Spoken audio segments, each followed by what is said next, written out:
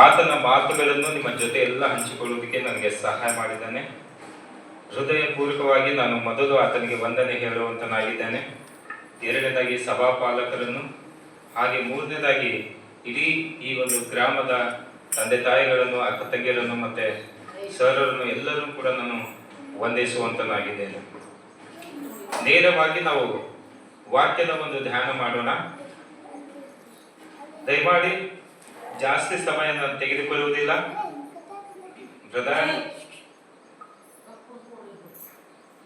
ವಾಕ್ಯ ಎಂಬುದು ಬಹಳ ಶ್ರೇಷ್ಠವಾಗಿದೆ. ಒಂದು 2 ನಿಮಿಷ ಯಾಕೆ ಎಂಬುದಾಗಿ ಅದರ ಬಗ್ಗೆ ನಾವು ನೋಡೋಣ. ಬೆಳಗ್ಗೆಯಿಂದ ಇಲ್ಲಿವರೆಗೂ ನೀವು ಕಾಯ್ದಿದ್ರಿ ವಾಕ್ಯಕ್ಕೋಸ್ಕರ, ಆರಾಧನೆ ಮಾಡಿದೆವು ವಾಕ್ಯಕ್ಕೋಸ್ಕರ, ಪ್ರೇಯರ್ ಮಾಡಿದೆವು ವಾಕ್ಯಕ್ಕೋಸ್ಕರ, ಏನೆಲ್ಲ ಮಾಡಿದೆವು ಈ ವಾಕ್ಯಕ್ಕೋಸ್ಕರ ಮಾಡಿದೆವು. ಈ ವಾಕ್ಯ ಹೇಳಪ್ಪರಿ ಸೈತಾನ್ ಒಂದೇ ಒಂದು ಆಸೆ ಪಡ್ತಾನ, ಇಲ್ಲಿ ತನಕ ಏನ್ ಮಾಡಿರಿ ಎಲ್ಲ ಸರಿ ಹೋಗ್ಯದ, ವಾಕ್ಯ ಕೇಳಿದ್ರಂದ್ರೆ ಆ ಜೀವನ ಬದಲಾಯ್ತವ, ಇಲ್ಲ ಮಾತ್ರ ವಾಕ್ಯ ಕೇಳಬಲ್ಲ ಅಂತೇಳಿ ಅನೇಕ ವಿಷಯಗಳನ್ನು ನಮಗೆ ಸುತ್ತಾಗ್ತಾನೆ.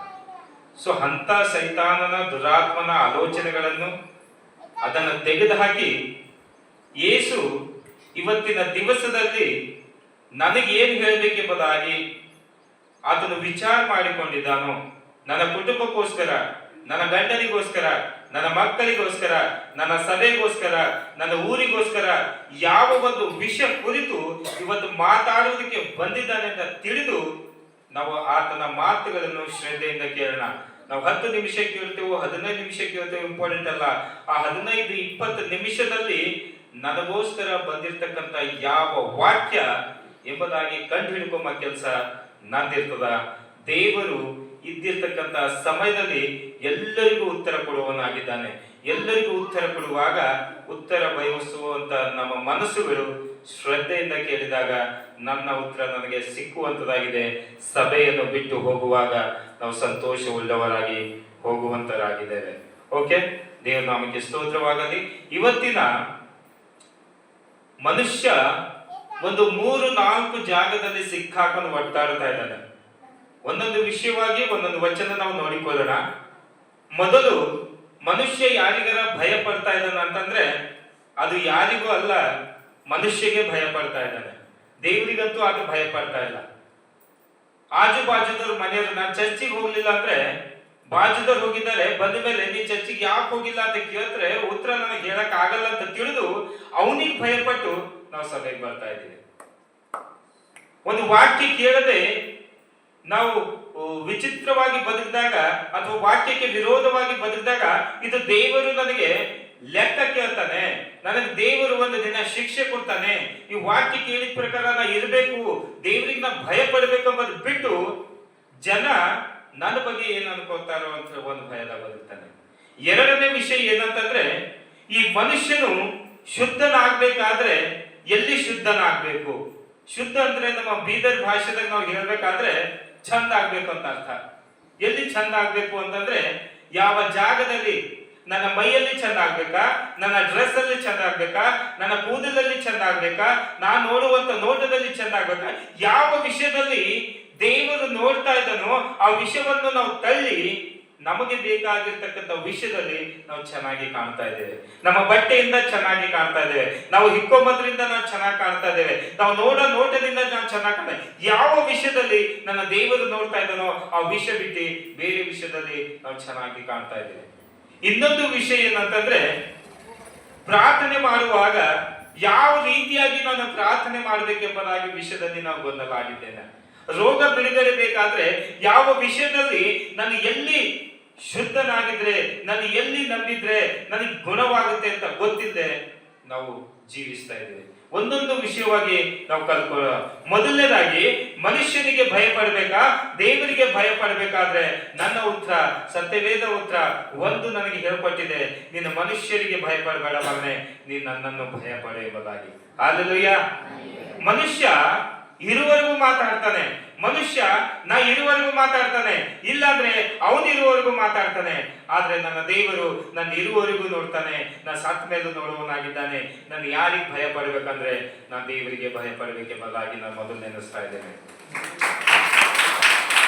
ಎರಡನೇದಾಗಿ ಮನುಷ್ಯ ಶುದ್ಧನಾಗಿರಬೇಕು ಎಲ್ಲಿ ಎಂಬುದಾಗಿ ನೋಡಿದಾಗ ಒಂದು ಸಂದರ್ಭನ ನಿಮಗೆ ಹೇಳಿ ಆ ಸಂದರ್ಭದಿಂದ ನಾನು ವಿಷಯಕ್ಕೆ ಕಡೆ ಹೋಗ್ತಾ ಇದ್ದೇನೆ. ಸೌಲನು ದೇವರಿಂದ ಆರಿಸಲ್ಪಟ್ಟಿರ್ತಕ್ಕಂಥ ರಾಜನಾಗಿದ್ದನು. ಯಾವಾಗ ಸೌಲನಿಗೆ ದೇವರು ಒಂದು ಆಜ್ಞೆಯನ್ನು ಕೊಡ್ತಾನೆ, ಒಂದು ಮಾತನ್ನು ಕೊಡ್ತಾನೆ, ಆತ ಮಾತನ್ನು ಕೇಳುವುದಿಲ್ಲ. ಹೇಳಿದಾಗ ದೇವರು ಈ ಸೌಲನಿಗೆ ನಾನು ರಾಜನಾಗಿ ಮಾಡಿದ್ದೇನೆ, ಯಾವಾಗ ಈ ರಾಜನು ನನ್ನ ಮಾತುಗಳು ಕೇಳ್ತಾ ಇಲ್ಲ ಅಂತಂದ್ರೆ ಆ ಸೌಲನಿಗೆ ದೇವರು ತಳ್ಳಿ ಬಿಡ್ತಾ ಇದ್ದಾನೆ. ಆದ್ರೆ ತಳ್ಳಿ ಬಿಟ್ಟು ದೇವರು ಒಂದು ವಿಶೇಷವಾಗಿ ಒಂದು ರಾಜ್ಯನನ್ನು ಆರಿಸಿಕೊಂಡಿದ್ದಾನೆ. ಆ ರಾಜ್ಯ ಯಾರೆಂಬುದಾಗಿ ನೋಡಿದಾಗ ದಾವೀದನು ಒಬ್ಬ ರಾಜನಾಗಿ ಆರಿಸಿಕೊಂಡಿದ್ದಾನೆ. ದಾವೀದನಿಗೆ ರಾಜ್ಯನಾಗಿ ಅಭಿಷೇಕ ಮಾಡಿದಾಗ ಆತನಿಗೆ ವಯಸ್ಸು ಎಷ್ಟಿತ್ತು ಅಂತಂದ್ರೆ ಸುಮಾರು ಇಲ್ಲಿಲ್ಲ ಅಂದ್ರೆ 10 ರಿಂದ 15 ವರ್ಷ ಬಾಲಕನಾಗಿದ್ದಾನೆ ಅವನು. ಸೌಲ್ ನೋಡಿದ್ರೆ 30 ವರ್ಷದವನಾಗಿದ್ದಾನೆ ಅಥವಾ 40 ವರ್ಷದವನಾಗಿದ್ದಾನೆ.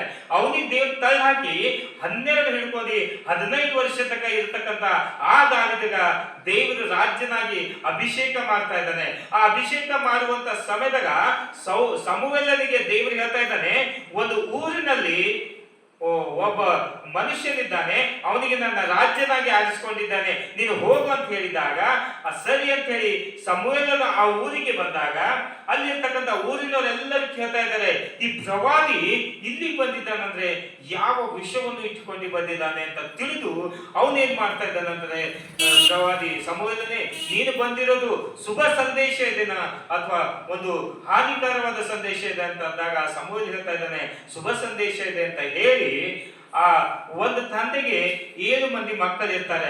ನಿನ್ನ ಕುಟುಂಬದಲ್ಲಿ ಒಬ್ಬ ಮನುಷ್ಯನಿಗೆ ರಾಜ್ಯನಾಗಿ ನೇಮಿಸುವುದಕ್ಕೆ ನಾನು ಬಂದಿದ್ದೇನೆ ಅಂತಂದಾಗ ಆತನ ಸಂತೋಷ ಪಟ್ಟು ಯಜ್ಞಗಳನ್ನೆಲ್ಲ ಸಿದ್ಧ ಮಾಡಿ ಆಯ್ತು ಅಂತೇಳಿ ತನ್ನ ಎಲ್ಲಾ ಮಕ್ಕಳಿಗೆ ತಂದು ಆ ಮಧ್ಯದಲ್ಲಿ ನಿಲ್ಲಿಸಿದಾಗ ಸಮುವೇಲ್ ನೋಡ್ತಾ ಇದ್ದಾನೆ, ಈ 7 ಮಂದಿ ಮಕ್ಕಳಲ್ಲಿ ಯಾರು ರಾಜ್ಯನಾಗಿದ್ದಾನೆ, ನಾ ಹೆಂಗೆ ತಿಳ್ಕೊಳ್ಳಿ ಅಂತ ಗೊಂದಲದಿಂದಿದ್ದಾಗ ಒಬ್ಬ ಮನುಷ್ಯ ದೊಡ್ಡದವನಾಗಿದ್ದಾನೆ. ಒಬ್ಬ ಮನುಷ್ಯ ನೋಡಕ್ಕೆ ರಾಜ್ಯನಾಗುವುದಕ್ಕೆ ಏನೇನು ಅರ್ಹತೆ ಬೇಕು ಎಲ್ಲವನ್ನೂ ಇದೆ ಅಂತ ನೋಡಿದಾಗ ಆ ಸಮುವೇಲ್ ಹೇಳ್ತಾ ಇದ್ದಾನೆ, ಅಲ್ಲ ಇವನಿದ್ದಿರಬಹುದು, ಯಾಕಂದ್ರೆ ನೋಡು ದಪ್ಪನಾಗಿದ್ದಾನೆ, ಹೈಟ್ ಆಗಿದ್ದಾನೆ, ಬಲ ಇದೆ, ಶಕ್ತಿ ಇದೆ, ಎಲ್ಲನೇ ಇದ್ದಾನೆ. ದೇವರು ಇವನನ್ನ ರಾಜ್ಯನಾಗಿ ನೇಮಿಸಬೇಕಂತ ಹೇಳಿ ಸಮುವೇಲ್ ತಿಳ್ಕೊಂಡಾಗ ಅವನಿಗೆ ಕರೆದಾಗ ದೇವರು ಹೇಳ್ತಾ ಇದ್ದಾನೆ ಸಮುವೇಲನಿಗೆ, ನೀನು ಹೊರಗಡೆ ಇರ್ತಕ್ಕಂಥ ಅಂದ, ಚಂದ, ಹೈಟು, ವೇಟು, ಪರ್ಸನಾಲಿಟಿ ನೋಡಿ ನೀನು ಇವ ರಾಜ್ಯ ಆಗಿದ್ದಾನಂತೆ ನೀನ್ ನಿರ್ಧಾರ ಮಾಡ್ತಾ ಇದೀಯ. ನಾನು ಅವನಿಗೆ ರಾಜ್ಯನಾಗಿ ಸ್ವೀಕಾರ ಮಾಡಿಲ್ಲ, ಅವನನ್ನು ತಳ್ಳಿ ಬಿಟ್ಟಿದ್ದೇನೆ. ಮತ್ತೆ ಯಾರಿದ್ದಾರೆ ಎಂಬುದಾಗಿ ನೋಡಿದಾಗ ಆ ತಂದೆಗೆ ಕೇಳಿದಾಗ ನಿನ್ನ ಮಕ್ಕಳು ಎಲ್ಲರೂ ಮುಗಿದಿದ್ದಾರೆ, ದೇವರು ನಿನ್ನ ಮನೆಯಲ್ಲೇ ಒಬ್ಬ ರಾಜ್ಯನಾಗಿ ಮಾಡ್ಬೇಕಂತಿದ್ದಾನೆ, ಆದ್ರೆ ಇಲ್ಲಿ ನೋಡಿದ್ರೆ ಆಗ್ತಾ ಇಲ್ಲ. ಯಾರಿದ್ದಾರೆ ಅಂದ್ರ ಒಬ್ಬ ಇದ್ದಾನ್ರಿ, ಸಣ್ಣ ಇದ್ದಾನೆ, ಅವ ಕುರಿ ಬಯಸ್ಲಕ್ ಹೋಗಿದ್ದಾನೆ ಅಂತಂದಾಗ ಸಮುವೇಲ್ ಹೇಳ್ತಾ ಇದ್ದಾನೆ ಆ ಮನುಷ್ಯಗೆ ತಗೊಂಬ ಅಂತಂದಾಗ ಆ ಮನುಷ್ಯನ ಯಾರಲ್ಲ, ಆ ಮನುಷ್ಯನೇ ದಾವೀದಾಗಿದ್ದಾನೆ. 12 ವರ್ಷದಿಂದ 15 ವರ್ಷ ಅವನಿಗೆ ರಾಜ್ಯ ಆಗುವಂತ ಯಾವ ಅರ್ಹತೆ ಇಲ್ಲ, ಯಾವ ವಯಸ್ಸು ಇಲ್ಲ, ಯಾವ ಶಕ್ತಿ ಇಲ್ಲ, ಏನಿಲ್ಲ. ಆದ್ರೆ ನನ್ನ ದೇವರು ಯೋಗ್ಯನಾಗಿದ್ದಾನೆ. ಹಲ್ಲೆಲೂಯ. ಅವನಿಗೆ ರಾಜ್ಯನಾಗಿ ಅಭಿಷೇಕ ಮಾಡಿ ಆತನಿಗೆ ರಾಜ್ಯ ಪಟ್ಟ ಕೊಡ್ತಾ ಇದ್ದಾನೆ. ಏನ್ ನೋಡಿ ದಾವೀದನಿಗೆ ದೇವರು ರಾಜ್ಯನಾಗಿ ಮಾಡಿರ್ಬೋದು. ನಮಗೆ ಮುಂದಕ್ಕೆ ಅನೇಕ ಕೀರ್ತನೆ ಗ್ರಂಥದಲ್ಲಿ ನಾವು ನೋಡ್ತೇವೆ, ಈ ದಾವೀದನು ದೇವರ ಹೃದಯನಾಗಿದ್ದಾನೆ. ಹಲ್ಲೆಲೂಯ. ಯಾಕೆ ರಾಜ್ಯನಾಗಿ ಮಾಡಿದ್ದಾನೆ ಅಂತಂದ್ರೆ ಅದೇ ದಾವೀದನ ವಂಶದಿಂದ ಯೇಸು ಕ್ರಿಸ್ತನು ಬರುವವನಾಗಿದ್ದಾನೆ. ಅದಕ್ಕೋಸ್ಕರ ದಾವೀದನಿಗೆ ಯಾಕೆ ಆರಿಸ್ಕೊತಾ ಇದ್ದಾನೆ ಅಂದ್ರೆ ದಾವೀದನ ಮನಸ್ಸು ದೇವರು ನೋಡಿದ್ದಾನೆ. ಹಲ್ಲೆಲೂಯ. ಸಮುವೇಲ ನೋಡಿರ್ಲಿಲ್ಲ, ಸಮುವೇಲ್ ಹೈಟ್ ನೋಡ್ತಾ ಇದ್ದಾನೆ, ಸಮುವೇಲ್ ಹೊರಗಡೆಯಿಂದ ಡ್ರೆಸ್ ನೋಡ್ತಾ ಇದ್ದಾನೆ, ಸಮುವೇಲ್ ವೇಟ್ ನೋಡ್ತಾ ಇದ್ದಾನೆ, ಆದ್ರೆ ದೇವರು ಏನ್ ನೋಡ್ತಾ ಇದ್ದಾನೆ, ಹೃದಯವನ್ನು ನೋಡುವಂತನಾಗಿದ್ದಾನೆ. ಈಗ ಈ ಸಂದರ್ಭ ನಾನು ನಿಮಗೆ ಯಾಕೆ ಹೇಳಿದೆ ಅಥವಾ ಯಾಕೆ ಹೇಳಕ್ಕೆ ಇಷ್ಟಪಡ್ತಾ ಇದ್ದೇನೆ ಅಂದ್ರೆ ನನ್ನ ದೇವರ ದೃಷ್ಟಿ ಎಲ್ಲಿದೆ ಎಂಬುದಾಗಿ. ನನ್ನ ದೇವರ ದೃಷ್ಟಿ ಎಲ್ಲಿದೆ? ನನ್ನ ಹೊರಗಡೆ ಹಾಕುವಂತ ಡ್ರೆಸ್ ಮೇಲೆ ಇದ್ದೇನಾ ಅಥವಾ ನನ್ನ ಅಂದದ ಮೇಲೆ ಇದ್ದೇನಾ, ನನ್ನ ಚಂದದ ಮೇಲೆ ಇದ್ದೇನಾ, ನನ್ನ ತಲೆಯ ಮೇಲೆ ಎಲ್ಲಿದೆ? ನನ್ನ ದೇವರ ದೃಷ್ಟಿ ನೀನು ಎಲ್ಲಿ ನೋಡುವುದಕ್ಕಾಗುವುದಿಲ್ಲೋ, ನೀನು ಎಲ್ಲ ಭಯ ಪಡ್ತಾ ಇದೆಯೋ, ನೀನು ಎಲ್ಲಿ ಬಿದ್ದು ಹೋಗ್ತಾ ಇದೆಯೋ ಅದೇ ಸಂದರ್ಭ ನಾನು ನೋಡ್ತಾ ಇದ್ದೀನಿ ಮಗನೇ ಮಗಳೇ ಎಂಬುದಾಗಿ ಆತನಿಗೆ ಹೇಳ್ತಾ ಇದ್ದಾನೆ. ದಾವೀದನಿಗೆ ರಾಜ್ಯ ಮಾಡುವಂತ ಅರ್ಹತೆ ಎಲ್ಲರೂ ಸಿಕ್ಕಿದಂತಂದ್ರ ಅದು ದಾವೀದನ ಹೃದಯವನ್ನು ನೋಡಿ ದಾವೀದನಿಗೆ ಅಭಿಷೇಕ ಮಾಡ್ತಾ ಇದ್ದಾನೆ. ಇವತ್ತು ನಾವು ಎಲ್ಲಿ ಶುದ್ಧರಾಗಿರ್ಬೇಕಂತಂದ್ರೆ ನಮ್ಮ ಹೃದಯದಲ್ಲಿ ಶುದ್ಧರಾಗಿರ್ಬೇಕು. ಎಲ್ಲಿರ್ಬೇಕು ಸರ್? ಒಳಗಡೆ, ನಮ್ಮ ಆಲೋಚನೆಯಲ್ಲಿ, ನಮ್ಮ ಹೃದಯದಲ್ಲಿ. ಈಗ ಅಲ್ಲಿ ಯಾಕೆ ಶುದ್ಧನಾಗಿರ್ಬೇಕು, ಅಲ್ಲಿ ಹ್ಯಾಂಗ್ ಗೊತ್ತಾಗುತ್ತೆ ಅಂತಂದಾಗ, ನೀವು ಮೊದಲು ಚರ್ಚಿಗೆ ಬಂದಿರಿ ಅಥವಾ ಆಲೋಚನೆ ಚರ್ಚಿಗೆ ಒಯ್ಬೇಕಂತ ಬಂದದ? ಏನ್ ಮೊದಲು ಬಂದದಿ? ಅರ್ಥ ಆಗಿಲ್ಲ ಅನ್ನಿಸ್ತು. ನೀವು ಚರ್ಚಿಗೆ ಬರಕ್ಕಿಂತ, ಚರ್ಚಿಗೆ ಬಂದಿಂದ ಚರ್ಚಿಗೆ ಬರ್ಬೇಕಂತ ಅನ್ಸದ, ಮನೆಗಿರ್ಲಕ್ಕೆ ಚರ್ಚಿಗೆ ಬರ್ಬೇಕಂತ ಅನ್ಸದ? ಮನೆಗಿರ್ಲಕ್ಕೆ ಅನ್ಸದ. ಮನೆಗಿರ್ಲಕ್ಕೆ ಅನ್ಸ್ಲತ್ತದಂದ್ರ ಮೊದಲು ಯಾವ್ದು ಕೆಲಸ ಮಾಡತ್ತದ ನಿಮಗ? ನಿಮ್ಮ ದೇಹ ಕೆಲಸ ಮಾಡತ್ತದ, ನಿನ್ನ ಆತ್ಮ ಕೆಲಸ ಮಾಡತ್ತದ, ನಿನ್ನ ಮನಸ್ಸು ಕೆಲಸ ಮಾಡತ್ತದ, ನಿನ್ನ ಹೃದಯ ಕೆಲಸ ಮಾಡತ್ತವ. ಅವು ಮೂರು ಕೆಲಸ ಮಾಡತ್ತವ. ಮೊದಲು ನಿನ್ನ ಹೃದಯ, ನಿನ್ನ ಮನಸ್ಸು, ನಿನ್ನ ಆತ್ಮ ಚರ್ಚಿಗೆ ಬರೋಕ್ಕಿಂತ ಮುಂಚೆ ಅವು ಡಿಸೈಡ್ ಮಾಡತ್ತವ ನಾನು ಚರ್ಚಿಗೆ ಹೋಗ್ಬೇಕಂತ ಹೇಳಿ. ಅದಾದ ನಂತರ ಈ ದೇಹ ಚರ್ಚಿಗೆ ನಡ್ಕೊಂಡು ಬರ್ತಾ ಇದೆ. ಈಗ ದೇವರು ದೇಹ ನೋಡ್ತಾ ಇದ್ದಾನ ಅಥವಾ ಹೃದಯ ನೋಡ್ತಾ ಇದ್ದಾನ ಅಂತಂದ್ರೆ ಹೃದಯನೇ ನೋಡ್ತಾ ಇದ್ದಾನೆ. ಚರ್ಚಿಗೆ ಬರೋಕ್ಕಿಂತ ಮುಂಚೆ ಚರ್ಚಿಗೆ ಹೋಗ್ತೀನಂತೆ ಡಿಸೈಡ್ ಏನಾಗಿದೆಯಲ್ಲ, ಅಲ್ಲಿ ನನ್ನ ದೇವರು ನೋಡಿ ಸಂತೋಷ ಪಟ್ಟು ಅಲ್ಲಿಂದ ಇರ್ತಕ್ಕಂಥ ವಿಷಯ ನೋಡ್ತಾ ಇದ್ದಾನೆ. ನಮಗ್ ಒಂದು ವಿಷಯ ಗೊತ್ತಾಗ್ತಾ ಇದೆ, ನಾವು ಯಾರಿಗೆ ಭಯ ಪಡ್ಬೇಕು? ನಾವು ದೇವರಿಗೆ ಭಯ ಪಡ್ಬೇಕು. ನಾವು ಎಲ್ಲಿ ಶುದ್ಧರಾಗಿರ್ಬೇಕು? ನಮ್ಮ ಹೃದಯದೊಳಗೆ ನಾವು ಶುದ್ಧರಾಗಿರ್ಬೇಕೆಂಬುದಾಗಿ. ಇನ್ನೊಂದು ವಾಕ್ಯದಲ್ಲಿ ನಾವು ನೋಡುತ್ತೇವೆ. ಆ ವಾಕ್ಯದಲ್ಲಿ ಇಬ್ಬರು ವ್ಯಕ್ತಿಗಳು, ಒಬ್ಬ ಫರಿಸಾಯನು, ಒಬ್ಬ ಸುಂಕದವನು ದೇವಾಲಯಕ್ಕೆ ಪ್ರಾರ್ಥನೆ ಮಾಡೋಕೆ ಹೋಗ್ತಾ ಇದ್ದಾರಮ್ಮ. ಸುಂಕದವನು ಅಂದ್ರೆ ಯಾರು ಗೊತ್ತಾ? ಈ ಉಸುಲಿ ಮಾಡೋರು, ಟ್ಯಾಕ್ಸ್ ಕಲೆಕ್ಟ್ ಮಾಡ್ಕೊಂಬರು, 1ಕ್ಕೆ 2 ತಗೊಂಬರು, 3ಕ್ಕೆ 4 ತಗೊಂಬರು, ಇವರಿಗೆ ಸುಂಕದವ್ರು ಅಂತಾರೆ. ಈ ಫರಿಸಾಯರಂದ್ರೆ ಯಾರಂತಂದ್ರ ಇವರು ಬೈಬಲ್ ಓದ್ತಾರ, ಇವ್ರು ದೇವ್ರ ಬಗ್ಗೆ ಹೇಳ್ತಾರ, ಇವ್ರು ದೇವ್ರ ಬಗ್ಗೆ ತಿಳ್ಕೊಂತಾರ, ಇವರಿಗೆ ಜ್ಞಾನ ಇದೆ, ಇವ್ರಿಗೆ ಬುದ್ಧಿ ಇದೆ, ಇವ್ರು ಎಜುಕೇಟೆಡ್ ಆಗಿದ್ದಾರೆ, ಇವರು ಫರಿಸಾಯರಾಗಿದ್ದಾರೆ. ಈ ಫರಿಸಾಯನು ಮತ್ತೆ ಸುನಕದವನು ಇಬ್ಬರು ದೇವಾಲಯಕ್ಕೆ ಪ್ರಾರ್ಥನೆ ಮಾಡಲು ಬಂದಾಗ ಅಲ್ಲಿಬ್ಬರು ಒಂದೊಂದು ರೀತಿಯಾಗಿ ಪ್ರಾರ್ಥನೆ ಮಾಡ್ತಾ ಇದ್ದಾರೆ. ಏನಂತ ಪ್ರಾರ್ಥನೆ ಮಾಡ್ತಾ ಇದ್ದಾರೆ ಅಂತಂದ್ರೆ, ಫರಿಸಾಯನು ಏನಂತ ಪ್ರಾರ್ಥನೆ ಮಾಡ್ತಾ ಇದ್ದಾನೆ ಅಂದ್ರೆ, ದೇವರೇ, ಈ ಹೆಣ್ಮಕ್ಳ ಗದ್ಲೆ ನಾ ಇಲ್ಲ, ನಾ ಬಹಳ ಒಳ್ಳೆಯವನಾಗಿದ್ದೆ, ನಾವು 100ಕ್ಕೆ 100 ಉಪವಾಸ ಮಾಡುತ್ತೆ, ವಾರದಾಗ 2 ಸಲ ಉಪವಾಸ ಮಾಡುತ್ತಿದೆ, ನಾ ದಶಮ ಭಾಗ ಕುಳ್ಳತಿದೆ, ನಿನಗೋಸ್ಕರ ಆಲಯಕ್ಕೆ ಬಂದಿದೆ, ನಾ ಎಲ್ಲನೇ ಬಂದಿದೆ ಅಂತ ಹೇಳಿ ಗರ್ವದಿಂದ ಮಾತಾಡ್ತಾ ಇದ್ದಾನೆ. ಈಗ ಇವನು ಗರ್ವದಿಂದ ಮಾತಾಡ್ತಾ ಇದ್ದಾನೆ, ಎಲ್ಲವನ್ನೂ ಸರಿಯಾಗಿ ಮಾಡ್ತಾ ಇದ್ದಾನೆ. ದಶಮ ಭಾಗ ಕೊಡೋದು ತಪ್ಪದಂತ್ರಿ ಒಳ್ಳೇದಂತ್ರಿ? ಒಳ್ಳೇದೇದ. ಕಾಣಿಕೆ ಹಾಕೋದು ಒಳ್ಳೇದಂತ್ರಿ? ತಪ್ಪದಂತ್ರಿ? ಒಳ್ಳೇದೇದ. ಪ್ರಾರ್ಥನೆ ಮಾಡೋದು ಒಳ್ಳೇದಂತ್ರಿ? ಕೆಟ್ಟದ್ರ? ಒಳ್ಳೇದೇದ. ಎಲ್ಲನೂ ಒಳ್ಳೇದಾಗಿದ್ರು ಕೂಡ ದೇವರು ಅವನಿಗೆ ಇಷ್ಟಪಡ್ತಾ ಇಲ್ಲ. ಕಾರಣ, ಅವನ ಹೃದಯದಲ್ಲಿ ಇನ್ನೊಬ್ಬರ ಬಗ್ಗೆ ತಪ್ಪಾದ ಕಲ್ಪನೆ ಇಟ್ಕೊಂಡಿದ್ದಾನೆ. ಇನ್ನೊಬ್ಬರ ಬಗ್ಗೆ ಹೀಯಾಳಿಸುವಂತ ಮನಸ್ಥಿತಿ ಇದೆ, ಇನ್ನೊಬ್ಬರ ಕೆಲಸದ ಬಗ್ಗೆ ತಪ್ಪಾಗಿ ಮಾತಾಡುವಂತ ಮನಸ್ಥಿತಿ ಇದೆ. ಇವಂತೂ ಪ್ರಾರ್ಥನೆ ಕೇಳುವಾಗ ಜನರಿಗೆಲ್ಲ ಅನಿಸ್ಬೋದು, ಇವನು ನೀತಿವಂತನಾಗಿದ್ದಾನೆ, ಇವನು ದೇವರ ಮಗನಾಗಿದ್ದಾನೆ. ಆದರೆ ದೇವರು ಅವನನ್ನು ತಳ್ಳಿ ಬಿಡ್ತಾ ಇದ್ದಾನೆ. ನಿನ್ನಂತವ್ ನನಗೆ ಬೇಕಾಗಿಲ್ಲ ಮಗನೇ, ನಿನ್ನಂತವ್ ನನಗೆ ಬೇಕಾಗಿಲ್ಲ. ಮತ್ತೊಬ್ಬನು ಸುನುಕದವನಿದ್ದಾನೆ, ಅವ ಚರ್ಚಿನ ಒಳಗೆ ಕಾಲಿಟ್ಟಿಲ್ಲ, ಅವ ಹೊರಗಡೆ ನಿಂತಿದ್ದಾನೆ. ನಿಂತು ಏನಂತ ಪ್ರಾರ್ಥನೆ ಮಾಡ್ತಾ ಇದ್ದಾನೆ, ದೇವರೇ, ನೀನು ಪರಿಶುದ್ಧನು, ನೀನು ನೀತಿವಂತನು, ನಾನು ಪಾಪಿಯಾಗಿದ್ದೇನೆ, ನಿನ್ನ ಕಡೆ ಮುಖ ಎತ್ತಿ ಕೂಡ ನನಗೆ ನೋಡಕ್ ಆಗ್ತಾ ಇಲ್ಲ ದೇವರೇ ಅಂತೇಳಿ ಹೊರಗಡೆ ನಿಂತಾನೆ ಪ್ರಾರ್ಥನೆ ಮಾಡ್ತಾ ಇದ್ದಾನೆ. ದೇವರು ಇವನಿಗೆ ತಿರಸ್ಕಾರ ಮಾಡಿ ಹೊರಗಡೆ ಇರ್ತಕ್ಕಂಥವನನ್ನ ದೇವರು ನೀತಿವಂತನಾಗಿ ಮಾಡಿ ಕಳಿಸ್ತಾ ಇದ್ದಾನೆ. ಹಾಲೆಲೂಯ. ಯಾಕೆ? ಇವನ್ ಪ್ರಾರ್ಥನೆ ನೋಡಿದ್ರೆ ಬಹಳ ಒಳ್ಳೇದಿದೆ, ಉಪವಾಸ ಮಾಡ್ತಾ ಇದ್ದಾನೆ, ಪ್ರಾರ್ಥನೆ ಮಾಡ್ತಾ ಇದ್ದಾನೆ, ಕಾಣಿಕೆ ಕೊಡ್ತಾ ಇದ್ದಾನೆ, ಎಲ್ಲವನ್ನು ಕೊಡ್ತಾ ಇದ್ದಾನೆ. ಆದ್ರೆ ದೇವರು ನೋಡುವಂತ ಜಾಗ ತುಂಬಾ ಕೆಟ್ಟದಾಗಿ ಇಟ್ಕೊಂಡಿದ್ದಾನೆ. ದೇವ್ರ ಮನಸ್ಸು ನೋಡ್ತಾನೆ, ಆ ಮನಸ್ಸು ಕೆಟ್ಟದಾಗಿದೆ. ದೇವ್ರ ವಿಚಾರಗಳು ನೋಡ್ತಾನೆ, ವಿಚಾರ ಕೆಟ್ಟದಾಗಿದೆ. ಇನ್ನೊಬ್ಬರ ಬಗ್ಗೆ ನೀನು ಒಳ್ಳೇದು ಮಾಡಂತ ಮನಸ್ಸಿರಲ್ಲಿ ಬಿಟ್ಟು ಇನ್ನೊಬ್ಬರ ಬಗ್ಗೆ ತೋರಿಸಿ ದೇವರಿಗೆ ಪ್ರಾರ್ಥನೆ ಮಾಡ್ತಾ ಇದ್ದಾನೆ. ಈ ಹೆಣ್ಮಗಳ ಗತ್ತೆ ಇಲ್ಲ, ಈ ಮನುಷ್ಯನ ಗತ್ತೆ ಇಲ್ಲ, ನಾ ಅವನ ಗತ್ತೆ ಇಲ್ಲ, ನಾ ಇವನ ಗತ್ತೆ ಇಲ್ಲ, ನಾ ಬಹಳ ಒಳ್ಳೆಯವನಾಗಿದ್ದೀನಿ ಅಂತೇಳಿ ತನ್ನನ್ನು ತಾನು ನೀತಿವಂತನಾಗಿದ್ದೇನೆ ಅಂತ ಹೇಳಿ ಪ್ರಾರ್ಥನೆ ಮಾಡ್ತಾ ಇದ್ದಾನೆ. ಆದ್ರೆ ದೇವರು ಅವನನ್ನ ರಿಜೆಕ್ಟ್ ಮಾಡಿ ಹೊರಗಡೆ ಇರ್ತಕ್ಕಂಥ ಆ ಪಾಪಿಗೆ ದೇವರು ಒಪ್ಕೋತಾ ಇದ್ದಾನೆ. ಯಾಕಂದ್ರೆ ಖರೆ ಅವ ಪಾಪಿನೇ ಅನ, ಒಳಗೆ ಅವ ಪಾಪಿನೇ ಅನ. ಖರೆ ಪಾಪಿದಕ್ಕೆ ಹೊರಗೆ ನಿಂತಾನ, ಖರೆ ಪಾಪಿ ನಿನ್ಗೆ ದೇವ್ರಿಗೆ ನೋಡೋದೋಗ್ಯಾನ. ಆ ದೇವ್ರು ಹೇಳ್ತಾನ, ಮಗನೇ ಸತ್ಯ ಒಪ್ಕೊಂಡಿದ್ ನೋಡು, ಈಗ ನಾನು ನಿನಗೆ ಶುದ್ಧ ಮಾಡ್ತಿಲ್ಲತಾನ. ಅದಕ್ಕೆ ಇವನು ಪಾಪಿಯಾಗಿ ಉಳಿದನು, ಅವ ನೀತಿವಂತನಾಗಿ ಮಾಡಿಸ್ಬರ್ತನು. ಹಾಲೆಲೂಯಾ.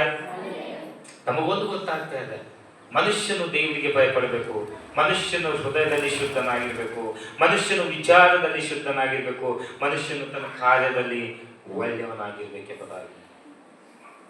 ಇನ್ನೊಂದು ಘಟನೆ ನಿಮಗೆ ಹೇಳಿನ ವಾಕ್ಯ ಒಂಚೂರು ಮುಂದಕ್ಕೆ ಹೋಗ್ತಾ ಇದ್ದೀನಿ. ಕಾಯಿನು ಏಬಲ್ ವಿಷಯ ಕೇಳಿರಮ್ಮ? ಕಾಯಿನಂದ್ರೆ ಏಬಲ್ಲದು ಕೇಳಿರಿಲ್ಲ? ಆಗ ಮಗ ಹೌಲಗ ಮೊದಲು ಹುಟ್ಟಿರ್ತಕ್ಕಂಥ ಮಕ್ಕಳು ಈ ಇಬ್ಬರಮ್ಮ. ಒಬ್ಬವನ ಹೆಸರು ಕಾಯಿನು, ಇನ್ನೊಬ್ಬವನ ಹೆಸರು ಏಬಲ್. ಇವರು ಹುಟ್ಟಿದ್ದಾರೆ, ಕೆಲಸ ಮಾಡ್ತಾ ಇದ್ದಾರೆ, ದೊಡ್ಡವರಾಗಿದ್ದಾರೆ. ಇವರಿಗೆ ದೇವರಿಗೆ ಪ್ರಾರ್ಥನೆ ಮಾಡೋದು ಕೂಡ ತಂದೆ ತಾಯಿಗಳು ಹೇಳ್ಕೊಟ್ಟಿದ್ದಾರೆ. ಇವರಿಗೆ ಕಾಣಿಕೆ ಹಾಕೋದು ಕೂಡ ತಂದೆ ತಾಯಿಗಳು ಹೇಳ್ಕೊಟ್ಟಿದ್ದಾರೆ. ಇಲ್ಲಿ ವ್ಯತ್ಯಾಸ ಏನಿದೆ ಅಂದ್ರೆ, ನಮಗೆ ಆದಿಕಾಂಡ 4ನೇ ಅಧ್ಯಾಯದಾಗ ಚರಿತ್ರೆ ಬರ್ತದೆ, ಓದ್ಕೊಳ್ಳಿ. ಇಲ್ಲಿ ವಿಷಯ ನೋಡ್ರಿ, ಕಾಯಿನನ್ನು ಕೂಡ ಕಾಣಿಕೆ ತರ್ತಾ ಇದ್ದಾನೆ, ಹೇಬಲನ್ನು ಕೂಡ ಕಾಣಿಕೆ ತರ್ತಾ ಇದ್ದಾನೆ. ಇಬ್ರು ಕಾಣಿಕೆ ತರ್ಲತ್ತಾರಮ್ಮ. ಇಬ್ರು ಕಾಣಿಕೆ ತರ್ಲತ್ತಾರ. ನನಗೆ ಒಂದು ವಿಷಯ ಹೇಳಿ, ಒಬ್ಬವನ ಕಾಣಿಕೆ ದೇವರು ಮೆಚ್ಚುತ್ತಾ ಇಲ್ಲ, ಇನ್ನೊಬ್ಬನ ಕಾಣಿಕೆ ದೇವರು ಮೆಚ್ಚುತ್ತಾ ಇದ್ದಾನೆ. ಯಾಕೆ ಎಂಬುದಾಗಿ ನೋಡಿದಾಗ, ಅವನು ತಾನು ಕಾಯುವಂತ ಕುರಿಗಳಿಂದ ಒಂದು ತಂದು ಕೊಡ್ತಾ ಇದ್ದಾನೆ, ಈತನು ಕಾಯಿ ಪಲ್ಯದಿಂದ ಕೆಲವೊಂದು ತಂದು ಕೊಡ್ತಾ ಇದ್ದಾನೆ. ಅವ್ರು ಏನೇ ತಂದು ಕೊಟ್ಟರು ಕೂಡ ದೇವರು ಏಬಲನನ್ನು ಇಷ್ಟಪಡ್ತಾ ಇದ್ದಾನೆ. ಕಾಯಿನ ಕಾಣಿಕೆ ಯಾಕೆ ಇಷ್ಟಪಡ್ತಾ ಇಲ್ಲ ಅಂದ್ರೆ, ಆ ವಚನವನ್ನು ಓದಿ ನಾವು ಮುಂದಕ್ಕೆ ಹೋಗೋಣ. ಆದಿಕಾಂಡ 4ನೇ ಅಧ್ಯಾಯ, ಆದಿಕಾಂಡ 4ನೇ ಅಧ್ಯಾಯ 4ನೇ ಅಧ್ಯಾಯ 5ನೇ ವಚನ ನೋಡೋಣ.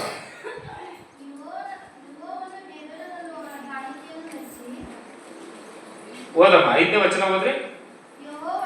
ಯೆಹೋವನು ಹೇಬೇಲನನ್ನು ನೋಡ್ರಪ್ಪ, ಇಲ್ಲಿ ಏನ್ ಹೇಳತ್ತದ, ಅಲ್ಲಿ ನಾವು ಬಿಡಿಸ್ಗಿನ ಓದ್ದೇವಂದ್ರ ಯೆಹೋವನು ಹೇಬಲ ಮೊದಲು ಇಷ್ಟಪಡತ್ತನಮ್ಮ.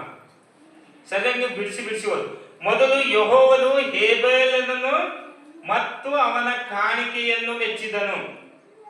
2ನೇ ಪಾಯಿಂಟ್ ಬಂದಾಗ, ಮೊದಲು ಯೆಹೋವನನ್ನು ಕಾಯಿನನನ್ನು ಅವನ ಕಾಣಿಕೆಯನ್ನು ಮೆಚ್ಚಲಿಲ್ಲ ಎಂಬ ಮಾತದ. ಅಂದ್ರೆ ನೀವು ಕಾಣಿಕೆ ಸನ್ನಿಧಾನ ತರುವುದಕ್ಕಿಂತ ಮುಂಚೆ, ನಾವು ಆರಾಧನೆ ಮಾಡುವುದಕ್ಕಿಂತ ಮುಂಚೆ, ನಾವು ಪ್ರಾರ್ಥನೆ ಮಾಡುವುದಕ್ಕಿಂತ ಮುಂಚೆ ದೇವರು ಒಂದು ವಿಷಯ ನೋಡ್ತಾನ, ಈ ವ್ಯಕ್ತಿ ಹೃದಯದಿಂದ ಹೇಗಿದ್ದಾನೆ ಅಂತ ಹೇಳಿ. ಅವ್ರಿಬ್ಬರು ಕಾಣಿಕೆ ತಗೊಂಡ್ಬಂದಾರ, ಆದ್ರೆ ಇಬ್ಬರ ಹೃದಯದಲ್ಲಿ ವ್ಯತ್ಯಾಸ ಇದೆ. ಏನಿದೆ ಅಂತಂದ್ರೆ, ಅವನು ದೇವರಿಗೆ ಬೇಡದೇ ಇರ್ತಕ್ಕಂಥ ಕಾರ್ಯಗಳಲ್ಲಿ ತೊಡಗಿದ್ದಾನೆ, ಮನಸ್ಥಿತಿ ಸರಿ ಇಲ್ಲ, ಆಲೋಚನೆ ಸರಿ ಇಲ್ಲ, ಹೃದಯದಲ್ಲಿ ದೇವರಿಗೆ ಒಂದು ಒಳ್ಳೆ ಕಲ್ಪನೆ ಇಲ್ಲ. ಆದ್ರೆ ಇಲ್ಲಿ ಮೊದಲು ಹೇಬಲನ್ನು ಇಷ್ಟ ಆಗ್ತಾ ಇದ್ದಾನೆ, ಆಮೇಲೆ ಅವನ ಕಾಣಿಕೆ ಇಷ್ಟ ಆಗ್ತಾ ಇದೆ. ಇವತ್ತು ನಾವು ದಶಮಾಂಶ ಭಾಗ ಕೊಡ್ತಾ ಇದೀವಿ, ನಾವು ಆರಾಧನೆ ಬರ್ತಾ ಇದೀವಿ, ನಾವು ಕಾಣಿಕೆ ಕೊಡ್ತಾ ಇದೀವಿ, ಎಲ್ಲ ಕೊಡ್ತಾ ಇದೀವಿ, ನಮ್ಮ ಕೆಲಸ ಮುಗಿತು ಅಂತ ಹೇಳಿ ನಾವು ಸುಮ್ಮನೆ ಕುಂತ್ರೆ ನಮ್ಮನ್ನು ನಾವು ಮೋಸ ಮಾಡ್ಕೊಳ್ತಾ ಇದೀವಿ. ಮೊದಲು ದೇವರಿಗೆ ನಮ್ಮ ಕಾಣಿಕೆ ಬೇಕಾಗಿಲ್ಲ, ಮೊದಲು ನಾನೇ ಬೇಕು. ಅಲ್ಲ ಸರ್? ಯಾರಿಗೆ ಬೇಕು? ಮೊದಲು ನಾನ್ ಬೇಕು. ಅದಕ್ಕೆಲ್ಲ ವಾಕ್ಯ ಹೇಳ್ತಾರೆ, ಮೊದಲು ಯೆಹೋವನು ಹೇಬೇಲನನ್ನು ಒಪ್ಪಿದನು, ಅದಾದ ನಂತರ ಅವನ ಕಾಣಿಕೆಯನ್ನು ಒಪ್ತಾ ಇದ್ದಾನೆ. ಮೊದಲು ಕಾಯಿನನನ್ನು ದೇವರು ತಳ್ಳಿ ಬಿಡ್ತಾ ಇದ್ದಾನೆ, ಅದಾದ ನಂತರ ಅವನ ಕಾಣಿಕೆಯನ್ನು ತಳ್ಳಿ ಬಿಡ್ತಾ ಇದ್ದಾನೆ. ನಾವು ಯಾವುದೇ ಒಂದು ಕೆಲಸ ಮಾಡುವಾಗ ನನ್ನ ದೇವರ ದೃಷ್ಟಿ ಯಾವುದರ ಮೇಲೆ ಇದೆಯೋ, ನಾನು ಮೊದಲು ಅಲ್ಲೇ ಚೆನ್ನಾಗಿರ್ಬೇಕು, ಅದಾದ ನಂತರ ನನ್ನ ಕ್ರಿಯೆಗಳು ತಾನೇ ಚೆನ್ನಾಗಿರ್ತವೆ. ನನ್ನ ಹೃದಯದಲ್ಲಿ ಎಲ್ಲ ಕೆಟ್ಟು ತುಂಬಿಕೊಂಡು ಜನರಿಗೆ ಹೋಗಕ್ ಮಾತ್ರ ನಾ ಚಂಚನ್ನು ದಂಧೆ ಮಾಡ್ಕೊತಾ ಹೋದಂದ್ರ ನನ್ನ ದೇವರಿಗೆ ನಾ ಇಷ್ಟ ಆಗಲ್ಲ, ಜನಗಳಿಗೆ ಇಷ್ಟ ಆಗ್ತೀನಿ ಅಷ್ಟೇ. ನಾ ಒಳ್ಳೆ ಕೆಲಸ ಮಾಡಿದ್ರೆ ಜನಕ್ಕೆ ಇಷ್ಟ ಆಗ್ತೀನಿ, ಆದ್ರೆ ನನ್ನ ದೇವರಿಗೆ ಇಷ್ಟ ಆಗಲ್ಲ. ನನ್ನ ದೇವರಿಗೆ ಇಷ್ಟ ಆಗೋಗ್ಬೇಕಂತಂದ್ರೆ ಮೊದಲು ನನ್ನ ದೇವ್ರಿಗೆ ಏನ್ ಹೇಳ್ತಾ ಇದ್ದ, ನಾವು ಮೊದಲು ಆ ಕೆಲಸ ಮಾಡಬೇಕು. 3 ವಿಷಯ ಗೊತ್ತಾಗ್ತಾ ಇದೆ ನಮಗೆ. ಕಾಣಿಕೆ ಕೊಡೋದಕ್ಕಿಂತ ಮುಂಚೆ ನನ್ನ ಹೃದಯ ಶುದ್ಧ ಆಗಿರ್ಬೇಕು, ಪ್ರಾರ್ಥನೆ ಮಾಡೋದಕ್ಕಿಂತ ಮುಂಚೆ ನನ್ನ ಹೃದಯ ಚೆನ್ನಾಗಿರ್ಬೇಕು. ದೇವರಿಗೆ ಭಯಪಡ್ಬೇಕಾ ಅಥವಾ ಮನುಷ್ಯನಿಗೆ ಭಯಪಡ್ಬೇಕಂದಾಗ ನಾವು ದೇವರಿಗೆ ಭಯಪಡಬೇಕು.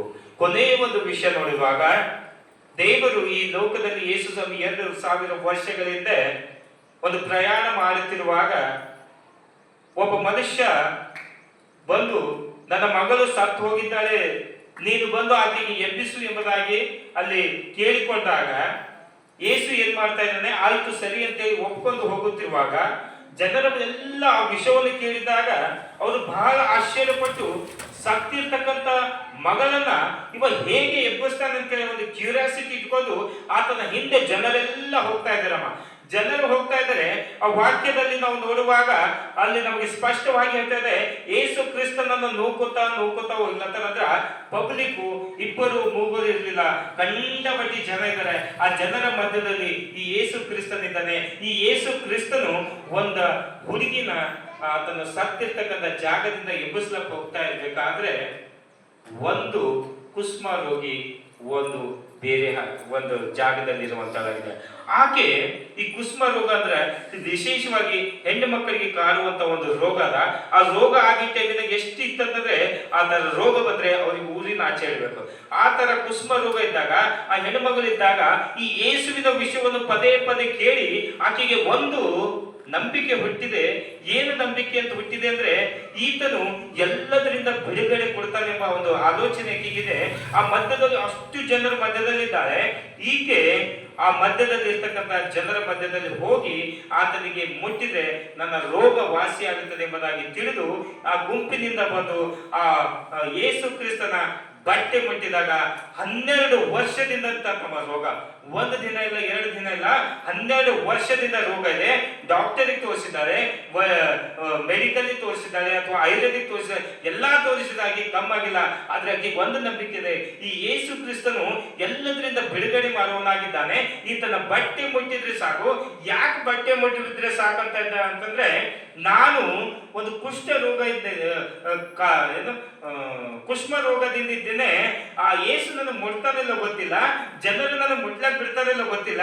ಆದ್ರೆ ಗೊತ್ತಿಲ್ಲದಂತೆ ನಾ ಹಿಂದಿಂದೆ ಹೋಗಿ ಮುಡುತ್ತೆ, ನನಗೆ ಏನೋ ಒಂದು ಕಾರ್ಯ ಆಗ್ತದೆ ಎಂಬುದಾಗಿ ನನಗೆ ಅನ್ನಿಸ್ತಾ ಇದೆ ಅಂತೇಳಿ ಆ ಸ್ತ್ರೀ ಆ ಯೇಸುವಿನ ಆ ಬಟ್ಟೆಯನ್ನು ಮುಟ್ಟಿದಾಗ ಯೇಸು ಆ ಹುಡುಗಿಗೆ ಎಬ್ಬಿಸ್ಬೇಕಂತ ಹೋಗುವಂತ ಯೇಸು ಸಡನ್ ಆಗಿ ನಿಂತು ಒಂದು ಪ್ರಶ್ನೆಯನ್ನು ಕೇಳ್ತಾ ಇದ್ದಾನೆ, ನನ್ನನ್ನು ಮುಟ್ಟಿದವರು ಯಾರು ಅಂತ. ಆಗ ಶಿಷ್ಯರಲ್ಲಿ ಇರ್ತಕ್ಕಂಥ ಎಲ್ಲರಿಗೂ ಕೇಳ್ತಾ ಇದ್ದಾರೆ, ಅಲ್ಲ ದೇವ್ರೆ, ಅಲ್ಲ ಯೇಸುವೆ, ಇಷ್ಟು ಜನ ಇದ್ದಾರೆ, ಯಾರೋ ಒಬ್ಬರು ಮುಟ್ಟಿರ್ಬೇಕು. ಜನ ನೋಡಿದ್ರು ಜಾತ್ರೆ ಇದೆ, ನೀನ್ ನೋಡಿದ್ರೆ ಹೋಗ್ತಾ ಇದೀಯಾ, ಯಾವ ತರ ಒಂದು ಕೈ ಹತ್ತಿರ್ಬೇಕು ಬಿಡು ಅಂದಾಗ ನನ್ನ ದೇವರು, ನನ್ನ ಯೇಸು ಹೇಳ್ತಾ ಇದ್ದಾನೆ, ನಮ್ಮೆಲ್ಲರ ಪ್ರೀತಿಯ ಯೇಸು ಹೇಳ್ತಾ ಇದ್ದಾನೆ, ಇಲ್ಲ ಆಕೆ ಮುಟ್ಟಿದ್ ಬೇರೆನೇ ಇದೆ, ನೀವೆಲ್ಲ ಮುಟ್ತಾ ಇದ್ದೀರಾ, ಅದು ಹಂಗ ಅನ್ನಿಸ್ತಾ ಇಲ್ಲ, ಆಕೆ ಬೇರೆನೆ ಮುಟ್ಟಿದ್ದಾರೆ. ಯಾಕಂದ್ರೆ ಆಕೆ ಮುಟ್ಟಿದಾಗ ನನ್ನಲ್ಲಿ ಇರ್ತಕ್ಕಂಥ ಒಂದು ಶಕ್ತಿ ನನ್ನಿಂದ ಹೊರಟಿದೆ ಅಂತ ತಿಳಿದು ಆತನು ನಿಂತು ಆ ಸ್ತ್ರೀಯನ್ನು ನೋಡ್ತಾ ಇದ್ದಾನೆ. ಆ ಸ್ತ್ರೀ ನಡುಕೋತಾ ಆಕೆ ಮುಟ್ಟಿದ ತಕ್ಷಣ ಆಕೆ ಒಂದು ಸ್ಪರ್ಶ ಆಗ್ತಾ ಇದೆ, ಆಕೆ ಒಂದು ಗೊತ್ತಾಗ್ತದೆ, ನನಗೆ 12 ವರ್ಷದಿಂದ ಕಾಡುವಂತ ರೋಗ ನಿಂತು ಹೋಗಿದೆ ಎಂಬುದಾಗಿ ಆಕೆ ಗೊತ್ತಾಗ್ತಾ ಇದೆ. ಗೊತ್ತಾದಾಗ ಯೇಸು ಕೂಡ ಅದೇ ಜಾಗದಲ್ಲಿ ನಿಂತಿದ್ದಾನೆ, ಆಕೆ ಕೂಡ ಅದನ್ನು ಅನುಭವಿಸ್ತಾ ಇದ್ದಾರೆ. ಯೇಸು ನಿಂತುಕೊಂಡು ಕೇಳ್ತಾ ಇದ್ದಾರೆ, ನನ್ನನ್ನು ಮುಟ್ಟಿದವರು ಯಾರಿದ್ದಾರೆ. ಶಿಷ್ಯರು ಹೇಳ್ತಾ ಇದ್ದಾರೆ, ಯಾರೋ ಒಬ್ಬರು ಮುಟ್ಟಿರ್ಬೇಕು ಬಿಡು ಅಂತಂದಾಗ ಎಲ್ಲರೂ ಮುಟ್ಟಿದ ಹಾಗೆ ಆಕೆ ಮುಟ್ಟಲಿಲ್ಲ, ಆಕೆ ಬೇರೆ ತರನೇ ಮುಟ್ಟಿದ್ದಾರೆ ಅಂತಂದಾಗ ಆಕೆ ಮುಟ್ಟಿದಾಗ ಆತನಲ್ಲಿ ಇರ್ತಕ್ಕಂಥ ಶಕ್ತಿ ಹೋಗಿದೆ. ಆ ವಿಷಯವನ್ನು ಕೇಳಿದಾಗ ಆಕೆ ನಡುಕೋತ ಬಂದು, ಗುರುವೇ ಮುಟ್ಟಿರೋದು ನಾನು ಎಂದಾಗ ಹೇಳಿದಾಗ ಯೇಸು ಹೇಳ್ತಾ ಇದ್ದಾನೆ, ನಿನ್ನ ನಂಬಿಕೆನೆ ನಿನಗೆ ಸ್ವಸ್ಥ ಆಗಿದೆ ಅಂತ ಹೇಳ್ತಾ ಇದ್ದಾನೆ. ಈಕೆ ಮುಟ್ಟಿರೋದು ದೇವರು ಎಲ್ಲಿ ನೋಡ್ತಾ ಇದ್ದಾನೆ ಅಂದ್ರೆ ಆಕೆ ಆಲೋಚನೆ ಮಾಡಿದಾಗೆ ಆಕೆನ ಆಲೋಚನೆ ಕಂಡು ಹಿಡಿದಿದ್ದಾನೆ. ಈಕೆ ಆಲೋಚನೆ ಮಾಡಿಕೊಂಡು ಮುಟ್ಟಿದ್ದಾರೆ. ಆ ಆಲೋಚನೆ ಪ್ರಕಾರ ನನ್ನ ಶಕ್ತಿ ಹೋಗಿದೆ, ನಿನ್ನ ನಂಬಿಕೆನೆ ನಿನಗೆ ಸ್ವಸ್ಥ ಮಾಡಿದೆ ಎಂಬುದಾಗಿ ನನ್ನ ದೇವರಿಗೆ ಹೇಳುವಂತರಾಗಿದ್ದಾರೆ. ಎಷ್ಟು ಅದ್ಭುತ! ಇವತ್ತಿನಿಂದ ಜನಗಳಿಗೆ ಭಯ ಪಡಬೇಡ್ರಿ, ದೇವರಿಗೆ ಭಯ ಪಡ್ರಿ.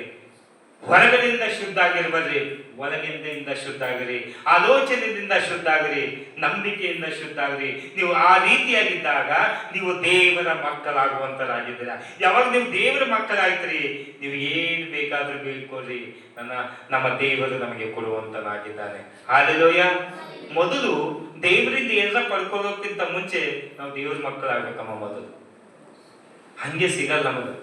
ನಾವು ಮೊದಲು ದೇವ್ರ ಮಕ್ಕಳಾಗಬೇಕು. ದೇವ್ರ ಮಕ್ಕಳು ಹೆಂಗಾಗ್ಬೇಕಂದ್ರ ಮೊದಲು ನಾವು ನಂಬಬೇಕು, ನನ್ನ ಯೇಸು ನನಗೋಸ್ಕರ ಬಂದಿದ್ದಾನೆ, ನನ್ನ ಪಾಪಗಳಿಗೋಸ್ಕರ ಬಂದಿದ್ದಾನೆ, ನನಗೆ ರಕ್ಷಣೆ ಕೊಡುವುದಕ್ಕೆ ಬಂದಿದ್ದಾನೆ, ನನಗೆ ನಿತ್ಯ ಜೀವ ಕೊಡುವುದಕ್ಕೆ ಬಂದಿದ್ದಾನೆ, ನನ್ನ ದೇವರು ಎಲ್ಲವನ್ನು ಕೊಡುವುದಕ್ಕೆ ಬಂದಿದ್ದಾನೆ ಅಂತೇಳಿ ನಾವೆಲ್ಲರೂ ನಂಬದಾಗ ನಾವು ಆ ಪಾಪದಿಂದ ಬಿಡುಗಡೆ ಹೊಂದುತ್ತೇವೆ.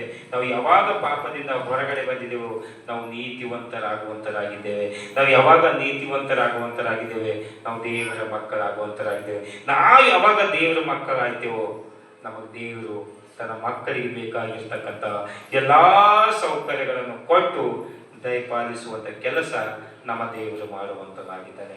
ಅಂಥ ಪ್ರೀತಿ ತೋರಿಸಿರ್ತಕ್ಕಂಥ ದೇವರಿಗೆ ಜೋರಾದ ಚಪ್ಪಾಳೆಯಿಂದ ಸನ್ಮಾನಿಸಿ.